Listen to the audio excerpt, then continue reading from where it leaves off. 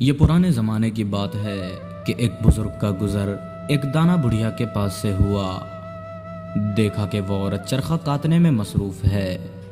اس بزرگ نے سلام کیا اور پوچھا، کیوں بڑی بھی؟ ساری عمر چرخہ کاٹنے میں ہی گزار دی ہے یا کوئی دین کی بات بھی سیکھی؟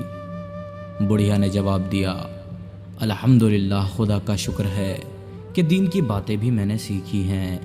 اگر آپ مجھ سے کچھ پوچھنا چاہتے ہیں تو بے شک آپ پوچھ سکتے ہیں۔ بزرگ نے سوال کیا اور پوچھا کہ بتاؤ کیا خدا ہے؟ بڑھیا نے کہا، یقیناً خدا ہے۔ بزرگ نے پوچھا، اس پر کوئی دلیل ہے؟ بولی، اس پر دلیل یہ میرا چرخہ ہے۔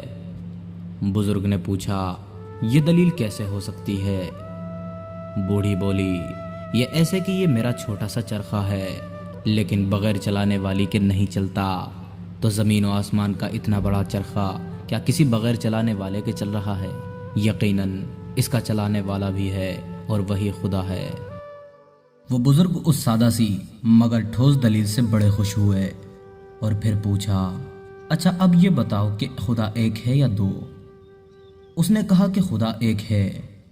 پھر پوچھا، کیا اس پر کوئی دلیل ہے؟ بوڑھی نے کہا، اس پر بھی دلیل میرا چرخہ ہی ہے۔ پوچھا، یہ کیسے ہو سکتا ہے؟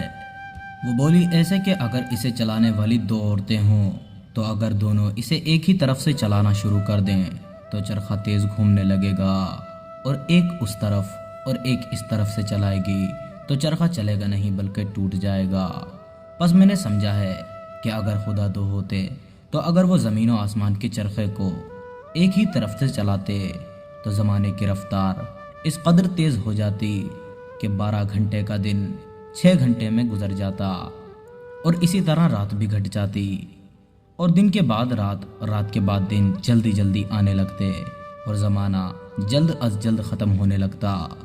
اور اگر ایک خدا اس طرف اور دوسرا خدا اسی طرف سے چلاتا تو یہ زمین و آسمان کا چرخہ ٹوٹ جاتا۔ اسی لیے تو خدا تعالی قرآن مجید میں ارشاد فرماتا ہے، لو کان فیہما آلہۃ الا اللہ لفسدتا، کہ اگر زمین و آسمان میں کوئی دوسرا خدا بھی ہوتا تو زمین و آسمان تباہ و برباد ہو جاتے اور نظام عالم درہم برہم ہو گیا ہوتا۔ مگر آج تک جو یہ نظام عالم کا چرخہ ایک ہی جانب اور ایک ہی رفتار پر چل رہا ہے، اس سے ثابت ہوا کہ خدا ایک ہی ہے۔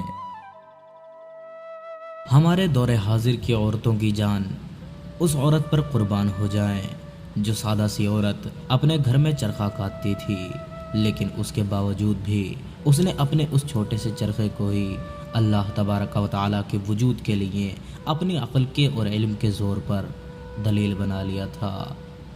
آج کل کی یونیورسٹی میں پڑھنے والی عورتیں بھی اس عورت کی برابر قابل نہیں ہو سکتی ہیں، کیونکہ آج کل کی یہ عورتیں یورپی فیشن کے ذریعے خود چرخے میں گھوم رہی ہیں۔